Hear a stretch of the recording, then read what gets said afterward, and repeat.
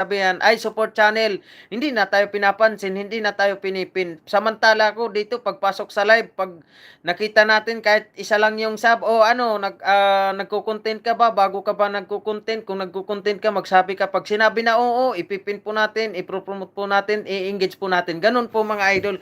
Pero nung kasagsagan ko noon Ate Just Cooking, grabe Ate Just Cooking, mahirap talaga.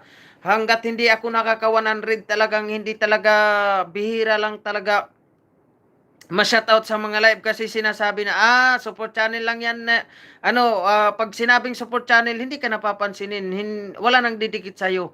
Kumbaga sariling sikap na lang ako, kaya yung ginawa ko kahit mga kaibigan ko sinasabihan ko na kung mapupwede classmate ko, kaparintihan ko, sabi ko kung mapupwede pasab naman. Nung nakakumpleto tayo ng 100 doon, pinapansin na tayo, ay min channel to, ganun ganun. Pero ako wala akong pinipili, basta sinabi na nagko-content, ipipin po natin, ipapakilala po natin, tapos didikitan po natin. Ma'am Toyet